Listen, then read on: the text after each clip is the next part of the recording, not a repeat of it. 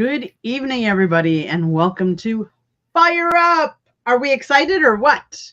Yes, I'm fired up to be on with two of my favorite people. Woohoo! We have a special guest. Miss Jen is here in the broadcast with us. She is one of my girls from Tuesday nights from Chicks and Salsa. Welcome, Yeah. Jen. I'm Thanks, happy. Candy. I'm happy to have two of my glops with me. Now, if we could just get Megan and Carrie on board, it would be a full score. It's been hard to get all four of us on one show on our regular time slot, much less any other time slot lately. Real. Well, Yeah. my co-host Smoking Jeremy B, how are you doing? Any day I wake up is good, despite how I feel. I hear you, especially lately. Whew. Yes, it has been quite the week. You know, whenever we have a Monday off for Memorial Day, we just shoot 5 days of work into a 4-day work week, and so it makes it just that much more. And I'm going to do my mid-year review because it's tomorrow morning because it's due by end of day tomorrow. Wow. So we do. I've already got it written. I just want to get like 2 things completed before I submit it. So. Okay. So we do have some people in the chat room already. James Burgess. Flaherty hits through 5 innings for the Tigers today. The top of the 6th, and they're up 1-0. Joshua Dorr. Smoking Jay, good to see you back on SFT. And then, of course, asking if there's going to be any hockey on the show today. I haven't figured out how to stream it into the split screen on the corner, so I don't. I'll say this, Boo Rangers. And then, question for Jen, did you get a new computer? No, sir, but I let it completely die, so I went and fade out. I do need to get more memory, though. Hey, JB, finally able to watch a show live. Much love. Thank RXJ. You. RXJ, and congratulations to you on being a part of Detroit Fan Report, talking about the Lions. Congratulations, sir. Joshua, hello, is this thing on? Yes, Joshua, we are here. Candy in the Motor City Mad Mouse spot tonight. You recognized I moved into the studio tonight. You got it. Yep. Joshua, I know you're watching hockey right now. I actually have it on in the background. Yes, the Panthers are tied 0-0 in the first. So, and look who joined us. Hello, William. Hello, Mr. Vogel. Or should I say surrogate son of Ralph Williams? That's been the joke on the show. Can I announce a question, address a question Rocket Scientist asked at the end of last week's show? Rocket Scientist, I believe you asked me what I thought of Neuralink. Honestly, with AI and with like Google Voice and Alexa, no, there's no need for Neuralink because they already know everything we're freaking thinking anyway. So.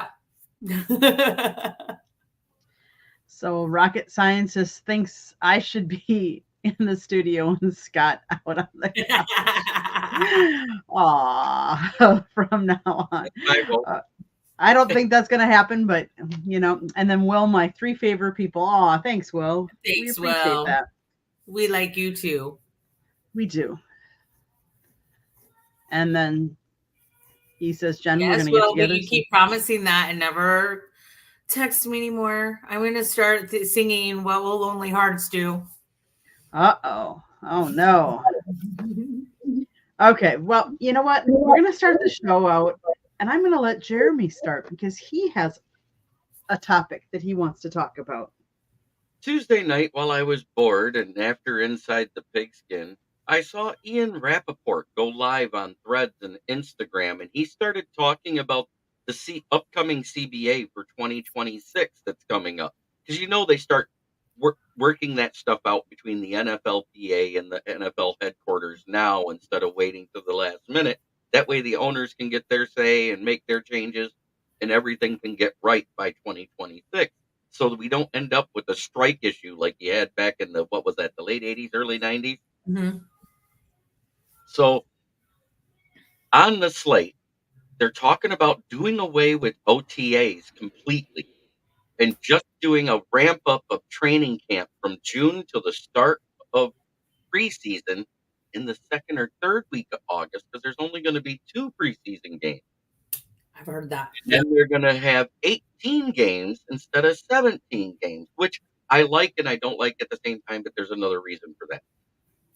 But with the preseason games costing just as much as your regular season games, it really doesn't matter how many you have when it comes to the cost of going to see. What it does matter is the TV money and the viewer and the Nelson ratings for the game, because the Nelson ratings are way lower for the preseason games than they are for any regular season game on the market. So that's going to be more revenue, which could equal to more cap. But they said the reason why they want to do away with the OTAs is to reduce injuries in the off season. And I'm sitting there and going, okay, so wait a minute. They took away 2-a-days. They took away this. They took away that already. They shortened the off season already, and they shortened the preseason. And ever since they did that back in 2019, we have seen 33% increase in regular season games of soft tissue injury. Yeah. So I think this is going to come back to bite the whole NFL right in the butt doing that, and they'll bring back OTAs on the next CBA or some type of early workouts. Because number one, the vet OTA that they do prior to the draft is just so the players can get comfortable with each other, reconnect, have their moment. And it's more about working out than it actually is practice. It's just a little 4-day mini camp. Then you got the draft. And then after that, you usually have the second year guys and all of your UDFAs and rookies you drafted meet up, see who's going to make that cut for the 90-man roster for going into training camps and the OTAs coming up. That way you got your roster set, you know who you have, and all of that. There is really not a lot of playbook time right there for these rookies. It's just the sophomore guys come in and say, hey, this is how we do it here. This is what you're going to do. This is how we work out. That's what that little 4-day camp is. I don't understand getting away from doing some of these preseason things, ways to gel and ways to get your body into the right frame of mind and gear. Like you said, injuries are up 33%, and this is partly why. And it does not surprise me. I mean, you're talking, there's more obliques, there's more torn pecs, torn biceps. That's all soft tissue injuries. That's muscular. That's not because they were hit. That's not because of contact. ACL, PCL, MCLs, LCLs, Achilles tendons, calf strains, hamstrings. All these things are happening in the regular season more than they are in the off season. In the rare instance that somebody has a bad type of hit, you may hear about an injury in the off season, but there's no contact until like the last 2 weeks of training camp anyway, so you hardly ever hear of it anymore. And what about the joint practices? Now that's what they were talking about doing. Instead of doing the 2 or 3 preseason games, you're going to have your 2 preseason games, but you're also going to have 2 joint practices during the training camp. And I like that idea because that's going to be the equivalent of like having 4 preseason games, and that might get the guys a little more game ready for the start of the season than the way they got it now, just doing joint practices during the preseason. But they're going to do 2 prior and 1 during. But I think one thing they should address is getting rid of turf. Oh, they have to address that. If you do have turf, you have to address the fact you got to have proper drainage, because the problem is moisture, and humidity causes moisture. And as long as you're outdoors and you have turf in a southern market with humidity, that means that stuff is an ice skating rink. Ding, ding, ding, ding, ding, ding, ding, ding, ding, and more injuries. And then up north, like at MetLife Stadium, you're getting more injuries, especially in the winter. But you also get a little more, moisture too, because you're on the Atlantic Ocean. For all intents and purposes, you're on the Atlantic Ocean. You're going to have humidity. Right. And I don't know what their turf is like. I know when I've seen our turf, It's the slit turf. honestly, like I've seen better turf in backyards. Well, Like legit. and there's one other team that has one of the worst fields in the league, and nobody talks about it because they say, "Oh, they got grass, it's great," but they forget Arizona, because of how hot it is outside and the air conditioning's running all the time. The cement sweats underneath that grass, and that's why it'll look like they've been playing in mud mid-game sometimes, because Yeah. that cement sweating, and that makes that rolled up grass that they put outside to water and grow it and everything else, and then they bring it back in. That doesn't work either. I think they need to do, if they're going to have the cement, they have to do a layer of soil on top of it to cushion Oh it, yeah. to let that soil actually absorb that moisture rather than it going up and becoming mud. Because and I didn't know they didn't. I No, don't know. I also, didn't know that, it's but literally I they roll the so grass close. out right on top of the cement. Mhm. I mean, and I'm with you, Patty. I saw it too. But I mean, because it looked pretty. Well, at least it looked really pretty for Super Bowl, but they spent a lot of money to make sure it looked pretty for Super Bowl. Right. And I think they need either that or they got to use some type of an absorbent carpet matting, like carpet padding underneath it to help absorb that moisture Well, that this comes is up. like Arizona and in New Mexico, more college for New Mexico.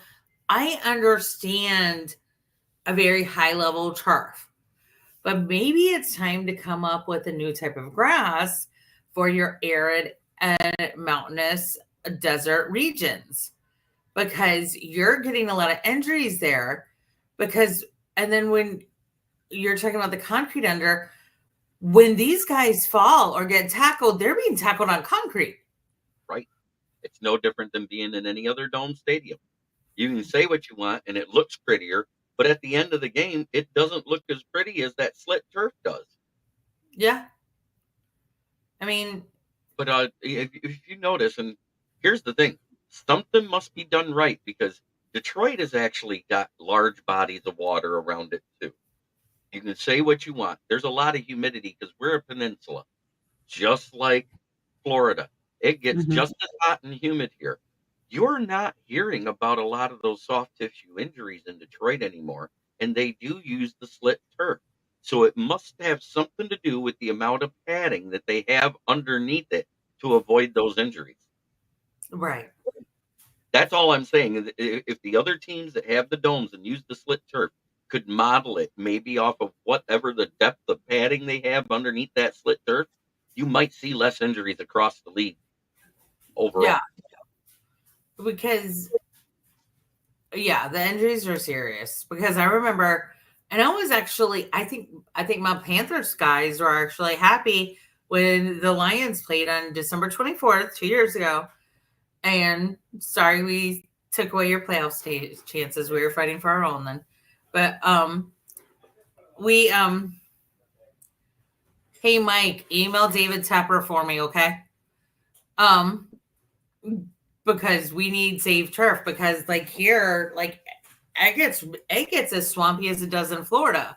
Because at least where you guys are, Candy, at least you get an ocean breeze. Charlotte, there ain't no breeze. No, No, Mhm. there ain't once no you get 100 breeze miles, coming in the middle of the summer. and that's just like Orlando. If you think about it, they get all the humidity from both oceans there, but they don't have the coastal breezes in the center of the state. It's the same thing in Orlando. Yeah, Right. it's swampy. Right. Like, Well, and the one thing you guys forget is that the ground down here is always hot. Like, up in Detroit, it gets colder in the winter, so there's a time frame for that, the concrete and all that to get colder. Down here, people think it's cold if it's 60 degrees down here, which is not cold, but that's what Right. people think. But when you're inland, like near that Zephyr Hills, Lakeland, Orlando area, where they actually do get a mild cold spell in late January through early March, where they might see frost in the morning, and the orange growers all go nuts about it. Hmm.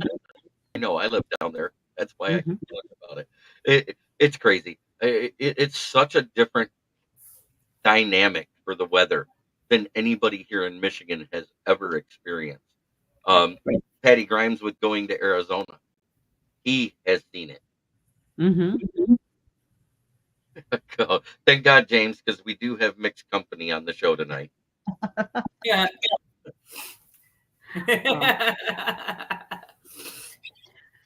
Speaking of Detroit, though, and he was talking about why he stayed as OC when everyone was like, oh, what head coaching job is he going to get? Where is he going to go? What's he going to do? And he described it today in a way that I hadn't heard somebody, but very intelligently said, I'm not looking just for one contract. If I'm going to make the leap, I want to make sure there's going to be a second contract, which means I'm going to be there more than 3 or 4 years, because let's face it, these NFL owners, if you don't produce now, you're gone, and they move on from you because they have to, because it's such a big money. And he's got a family, and he loves it in Detroit. He loves the people he's working with. His family loves the whole thing. Kudos to him. Yeah. Because he probably could have made more money going to a head coaching job, but it's not always about the job. It's about liking what you do and the people that you're working with. It is an amazing thing to have Ben Johnson still here. And if you think about it, if you look across the league, how many leagues have all three, head coach, offensive coordinator, and defensive coordinator, still together this year? How many teams? There isn't many. Mm-mm. Nope. I mean, Kyle Scamahan threw Steve Wilkes under the bus after the Super Bowl. When I swear. where I still think to this day he was a scapegoat. Yeah. I mean, face it, Jeremy. Steve Wilkes is the reason why the 49ers ended up beating the Detroit Lions. Well, but Kyle's, and I call him Kyle Scamahan for a reason. Both times I agree. in the Super Bowl, 23. They did the exact same thing that he did when he was the OC of the Fail Cants. And yes, I call him the Fail Cants because of that game versus the Patriots. I call him that for a lot of other reasons. Like, I'll say our first matchup with Falcons, chances are they're going to win, but they always die off halfway through. And and honestly, Shanahan was, when they were talking about him coming to Carolina, I think Tepper actually read the room. I think he actually read the room, because we were like, no. Hi, Brian. I agree. If they're going to do that and require that there's 2 training camp between different franchises doing the joint practices, there should be refs or some type of NFL official on site. Yeah. I mean, because we saw what happened when it's not monitored, and we saw those joint practices where you saw skirmishes that broke out into full-on brawls between the 2 teams. And that's not a good look for the NFL. No. Not when you got guys like Rashee Rice causing accidents, and you got a few years back Henry Ruggs being drunk and causing a girl to die in an accident. And now you got guys like Isaiah Buggs not having anybody take care of his dogs while he's out of town. And one of them had to be put down, and he has an arrest warrant for him. So there's all sorts of crazy things going on. But it's funny how the Kansas City Chiefs are slowly turning into the old Oakland Raiders. Who would have thought that? I mean, the Bug plays for is the reason why I said it. That's 2 people with major problems. Well, and here's the thing. Part of preseason is just show off the players you already know you're going to cut, so they can get a shot with one of the other 31 teams out there. Mm-hmm. That's a big part of why we have that. And that's important. It's also important to get the guys, the rookies, used to playing in front of a crowd. And yeah, the preseason tickets are less expensive. No doubt about it. But honestly, like, sometimes my dad will gladly give a family preseason tickets if they can't afford to go to a regular season game. Because Mhm. honestly, in Charlotte in August, it's too hot to sit up there. It's just too hot. And it's preseason. So I'm sorry. I would rather sit in my air conditioned house and watch it. And I know that makes me a fair weather fan, but you know what? It also makes me aware of my health because my butt ain't getting dehydrated for a damn preseason game. Give me Sunday, and I'm right there, and I'll get dehydrated for a regular season game. But no. At least Well, you're and one it, of the ones that do have season tickets. They don't usually miss games. I'm kind of ashamed of the casual Panther fans, and I'm not saying the bad one, the bandwagon ones. I'm talking about the casual fans that say they're diehards and everything else. Because your guys' attendance was so low that one game you guys had seats offered at 48 cents a piece, and people didn't buy them. mhm. That's atrocious. That does not look good. You wouldn't see that in Green Bay. Yeah, I don't think there's any way you're going to see that in about probably 30 of the markets Right. in the NFL. Now, I mean, I will say about Green Bay, the interesting thing with them is they used to play part of their season down in Milwaukee. So they still have season ticket holders that were Milwaukee holders. And so they have 3 to 4 games each season that are still the Milwaukee package or the gold package for season Right. tickets. And always 1 or 2 of those are a preseason game. So you have different and it's the same fan base, but it's different season ticket holders holding some of those. So you see the crowds, I mean, no matter what. But yeah, part of it is because a season ticket that holds for all of the home games. There are some Milwaukee package. So if you ask me about what Ben Johnson's saying, he wants to go to a team that's more established, that's getting ready to lose a coach that's had long tenure. That way, it's like a moderation of success. He can come in and he knows that team stands behind him. And the only one coming up, possibly, is the guy that's talked about retirement the last 2 years, Mike Tomlin. Mm-hmm. Yeah, that would be the only team, but don't you think there's a succession plan already in place? There may be. You don't know. But the succession plan that we thought was in place ended last year because he went to become the defensive coordinator for Minnesota. That was Brian Flores. Yeah. Mm-hmm. But I don't know. I don't know that was ever going to actually be a succession plan personally. And it sucks for him based on the lawsuit, which he rightfully needed to pursue 100%.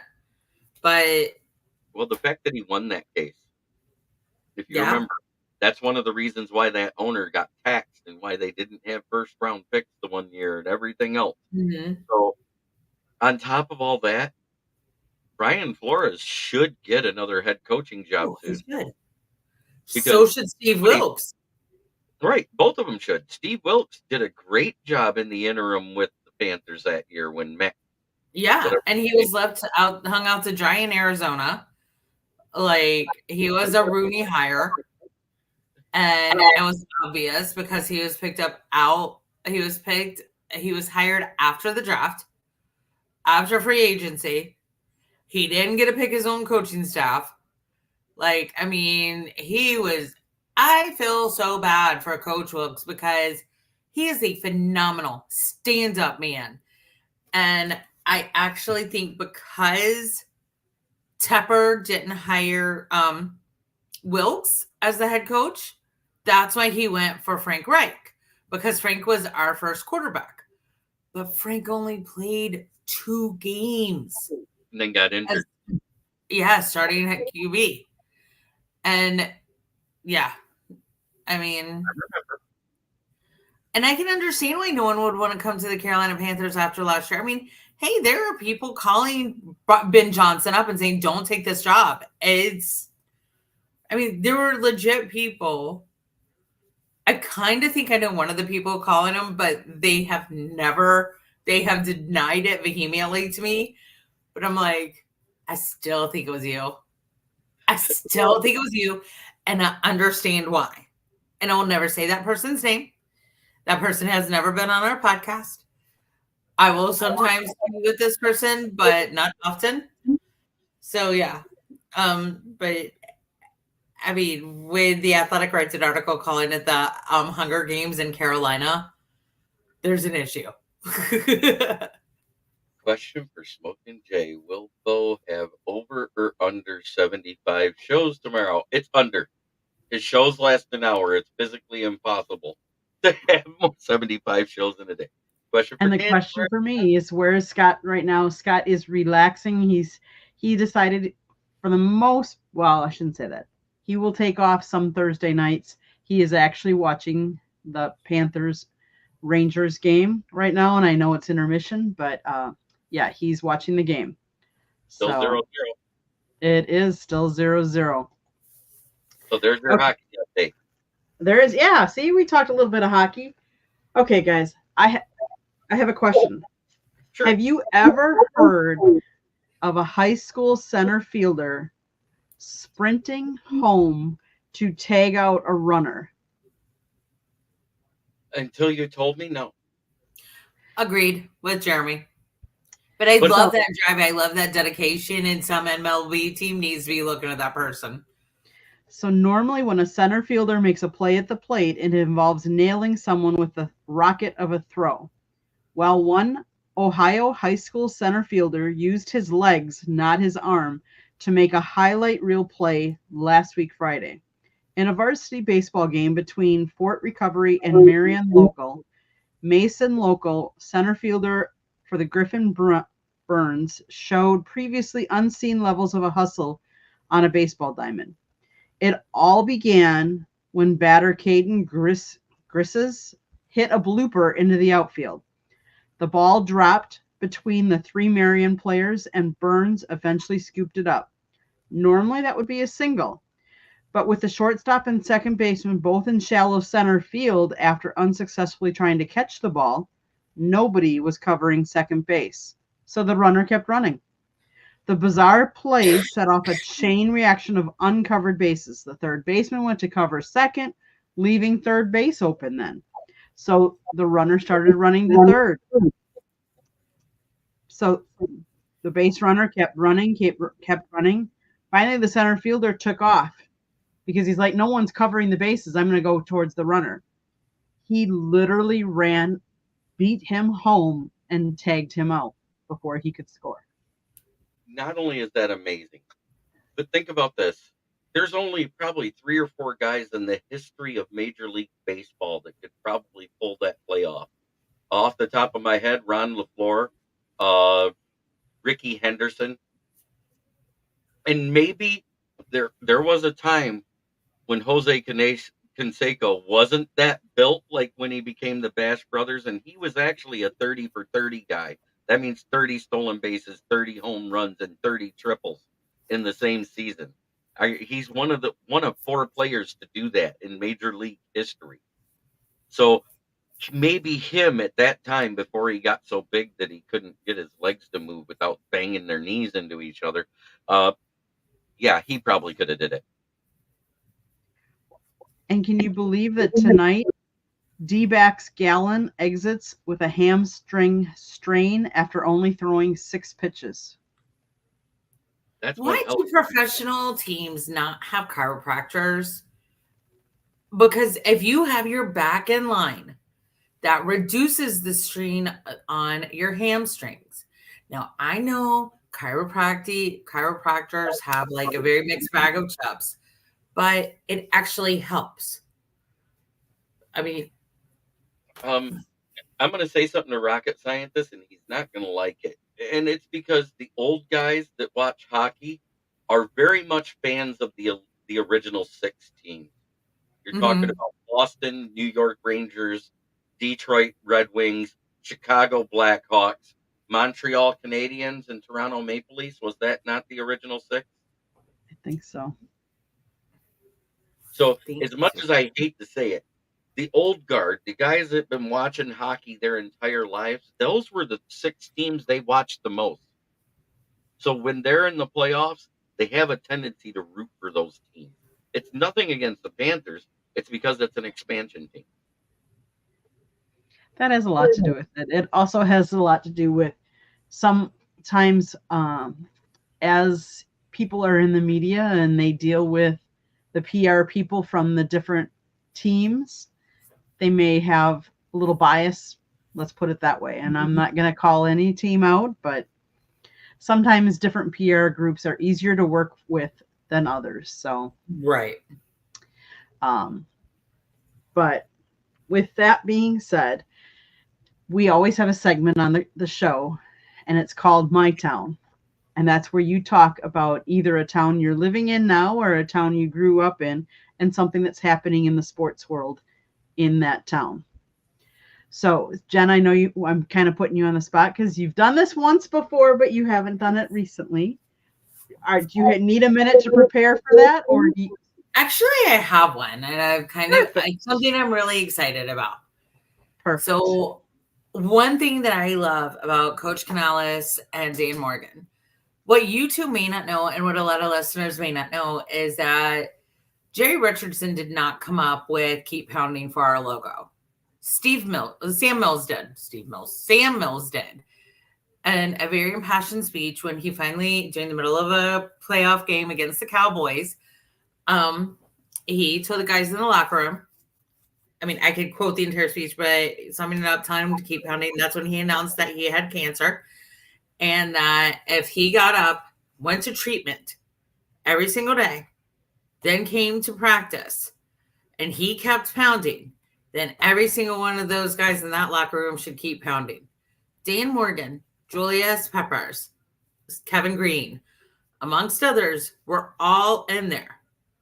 By the way, 2 out of 3 of those names are already Hall of Famers. Dan Morgan should be. Just saying.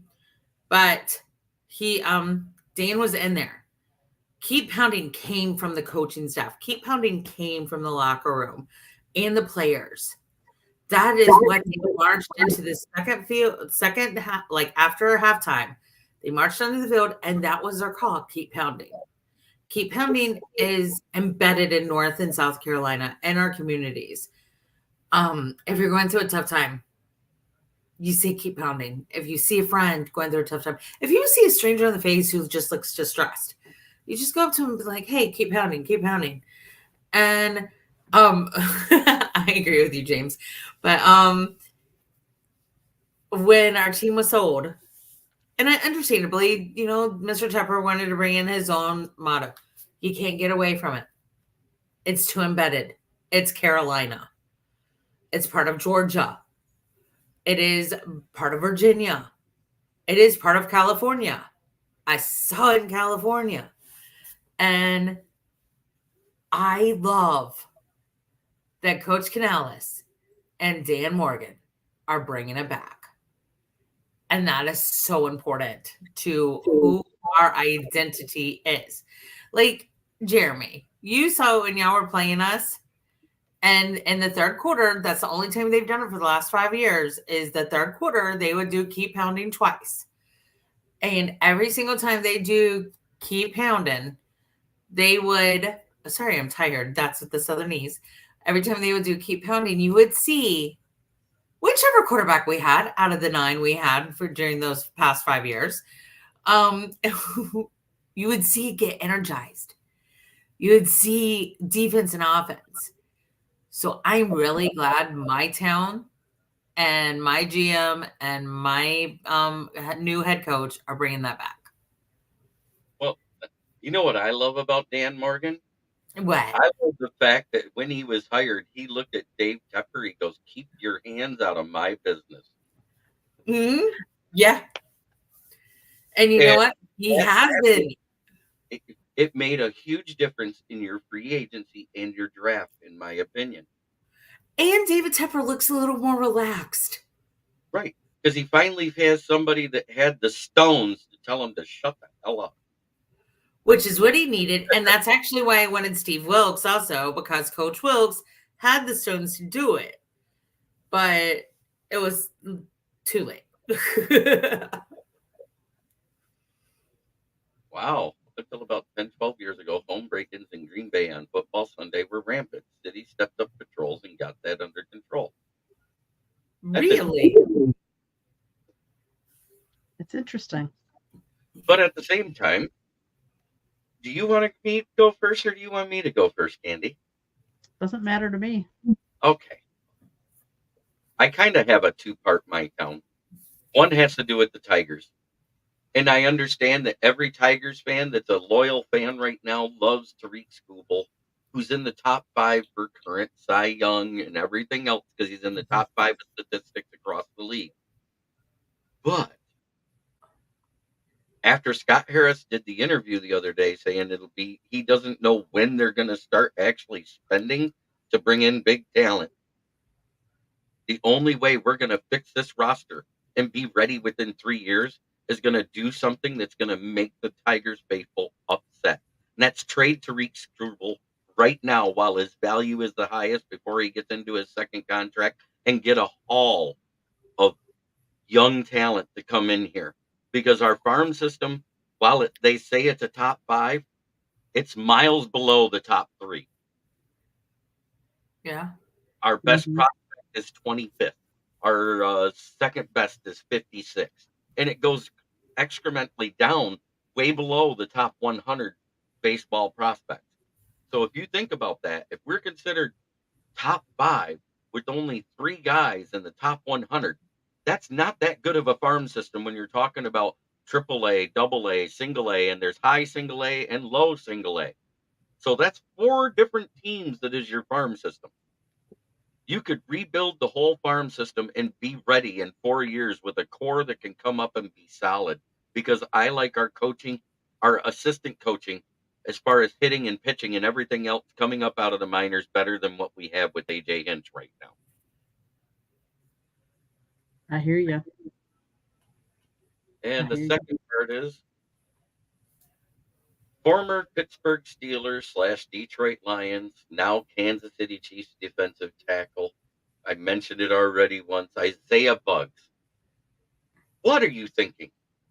How, with the money you have, because you've made millions now, not have somebody taking care of your dogs while you're traveling? Shame on you, sir. You are a POS. Just like Adam Sandler saying about his car. Yeah. You completely agree. Because one of your dogs had to be put down. He was so emaciated he couldn't stand up and had to be hauled into the Tuscaloosa Animal Sheriff's Department's vehicle to be taken back to the animal hospital at the Humane Society. And that's a travesty. And doesn't he have family there too? Yes. He was born and raised in that county. Just sad. Just sad. I hope whatever book they can throw at him, they throw it hard. Mm-hmm. I agree. Yes, I agree. So I know that we had some hockey fans that were on earlier, and they were begging for hockey. And typically, I don't do hockey as my town, but the Milwaukee Admirals, after they shut out Grand Rapids Griffins in Game 5 of the Central Division Finals on Sunday, they set the stage for a Western Conference Finals showdown against the Coachella Valley Firebirds. This is the second year in a row that the National Predators AHL affiliate will face the Firebirds in the semifinal round of the Calder Cup playoffs. Milwaukee lost last year, and they have lost the first game of the 5-game battle so far. But kudos to them for making it that far and doing it 2 years in a row. That means they have consistent talent. They have a great goaltender. And I wish them nothing but the best. Good luck. My second parting shot, because I'm going to take a minute. And I want to say May is Mental Health Awareness Month. And I think we all need to focus more on mental health. Because this last weekend, we saw a golfer take his own life. We had to read about a parent that came out and said, as much as it hurts, they know their son is at peace now. We need to do whatever we can to help anybody out there that is having mental health issues. Mm-hmm. Reach out to any one of us, because any one of us, whether we can help you or point you in the right direction, we would be more than happy to. Yeah. Please don't suffer in silence. And don't forget, if you are a veteran, there is the veteran suicide hotline out there. And you don't have to be wanting to commit suicide to call them. You can be just depressed and need someone to talk to. And I know it's hard. As a man, it's hard for us to open up and actually tell our true feelings to somebody because we're raised not to do it. Please reach out, because every 22 seconds a vet commits suicide, and that's a travesty that happens in our nation. Yes. Jen, I didn't mean that. I know that's No, probably you're a not. subject with you, but it needs to be taken care of. I'm tired of hearing of guys that I was in with, and we were in peacetime, and these guys are committing suicide. Yeah. I have a friend who's active with the Lions, and I'm not going to say what he does, but he is has PTSD. He has tried to take his own life several times before I knew him, and I'm pretty sure he did this past Thanksgiving weekend too. But he means a lot. So if he happens to be watching, you know who I'm talking to, and you know I love you, and I think the world of you. But reach out to any one of us. And if you're not hearing from a friend that you know has had depression, reach out to them. Be their voice of reason. Because sometimes all they need is someone to reach out and say, I care. Mm-hmm. The life you save may be better than what you know. Smoking Exactly. Dad, I'm here, sir. I'm just putting up these last little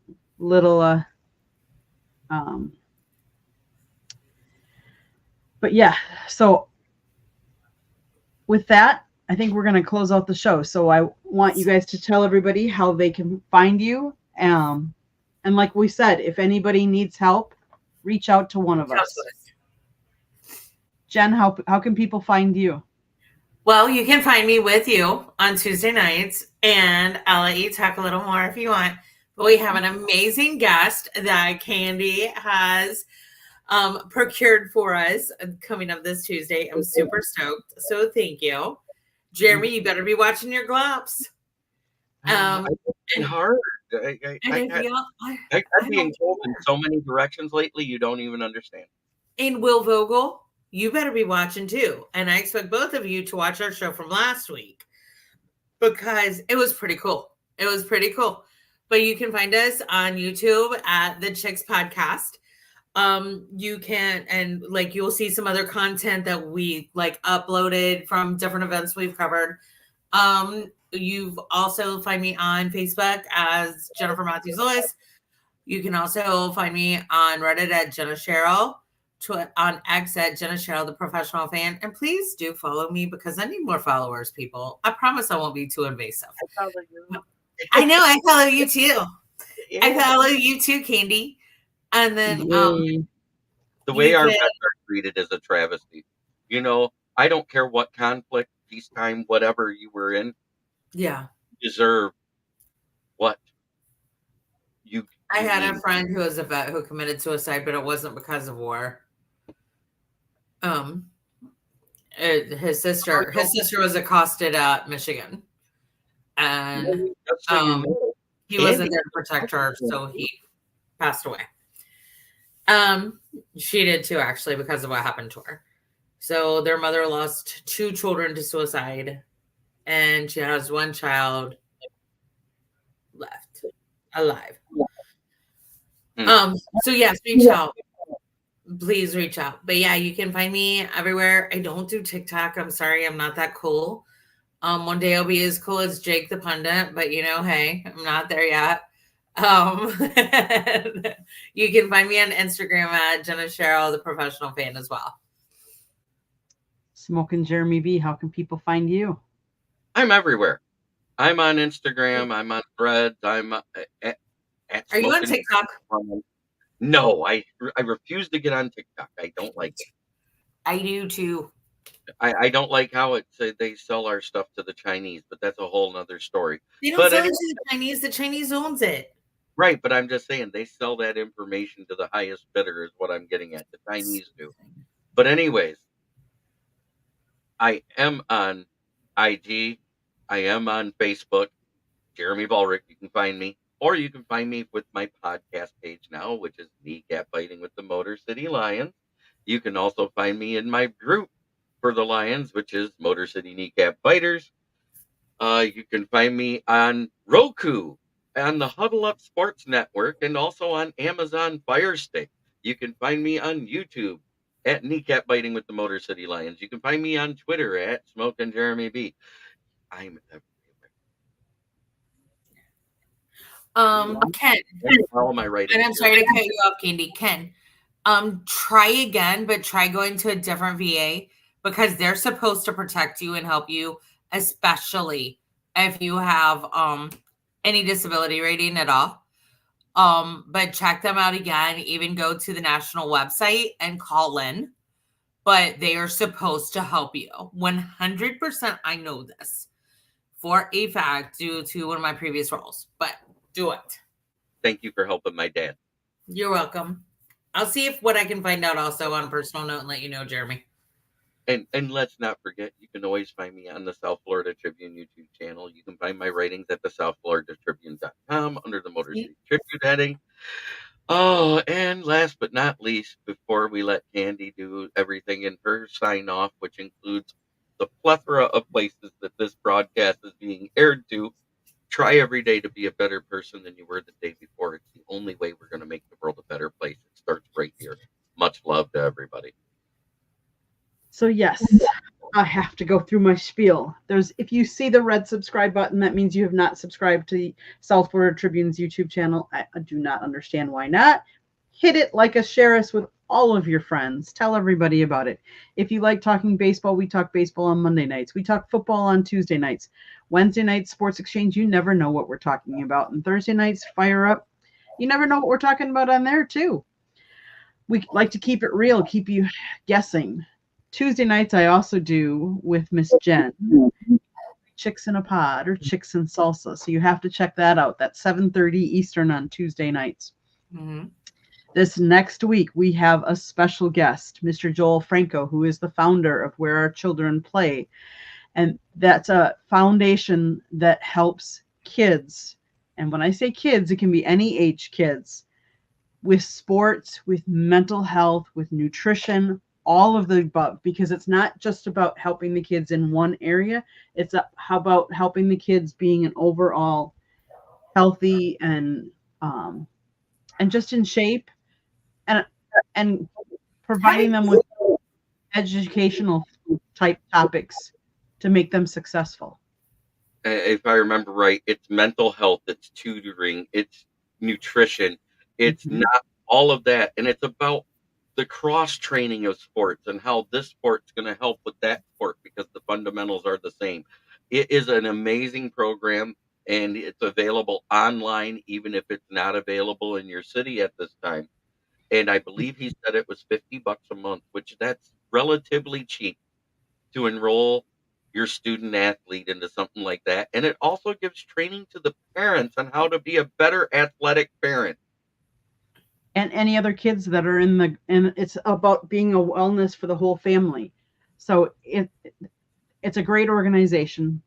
They're actually doing a documentary, I believe, as well. And I don't know when that's going to be coming out. So tune in Tuesday night to see Joel Franco on Chicks and Salsa and learn more and bring your questions.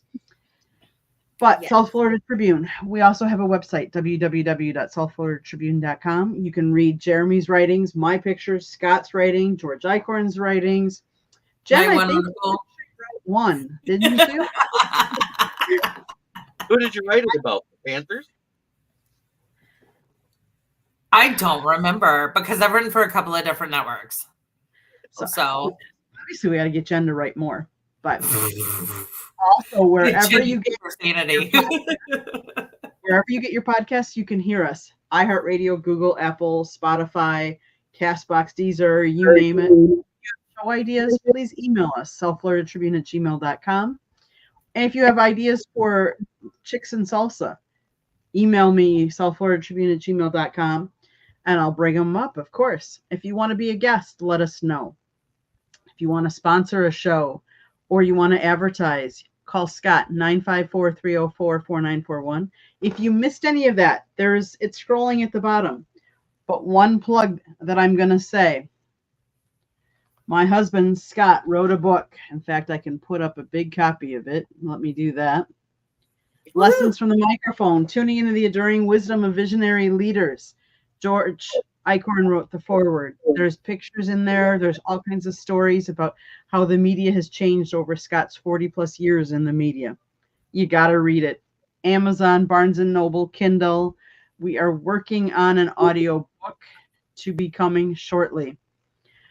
Oh, But, I love you, brother. Stop hurting me about the Griffins, damn it. I thought we had. Oh. I'm trying to think if there's anything else. And I agree with the statement he made about Isaiah Bugs. I am one of those people that have to change the channel when the ASPCA. Oh yeah. And yes, my sentiments exactly. I won't use the same word, but with a cactus, yes. Prickly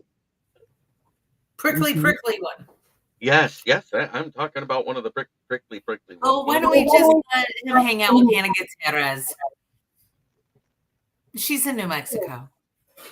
Keegan, nice of you to show up. Keegan, yeah. But I love Keegan. Keegan's one of my guys that comes on my show on a used to be a regular basis, but he's been working too much lately, and I get it. If you have the chance to work and make money, I'm happy for anybody that's doing that. I used to know somebody with that exact same name. Keegan Eckert? Keegan Eckert, yeah. Young guy? Probably. Like his dad used to work with my husband. Did you guys no idea. be in Michigan? I don't know. We'll talk off camera. Okay. Well, I want to thank everybody that's been in the chat room, from James to Joshua to RXJ to Rocket Scientist to Will to Patty Grimes to Mike Fisher to who else? Ryan Cushion, Joshua Dory, yep. Ken. Ken. Let's see. Anybody else that I missed? Yoli. We just had. I was trying to make her aware. Candy is a Packers fan too, Yoli. You should watch this show every week. Oh yes, Yoli. I am definitely a Packer backer. But with that. Oh wait. Okay, with that, thank you everybody for joining us. Never know what we'll come up with for next week. We'd love to hear all your comments though, and if you have any ideas, let us know. You guys all have a great weekend, and one last reminder, if you know anybody that's depressed or if you are depressed, reach out to any one of us. No judgment. We're here to help. Yes. If I can't help you with the problem, I'll make you laugh until you forget it. Because that's my go-to. If I can't fix it, I make people laugh, because that's what I do. Laughter's the best medicine. It is. That's what I say too. Okay, guys, it's been a great show. Thank you all for viewing. We'll see you next week. Thanks for having me on. Of course. Thanks, Jen, for being here.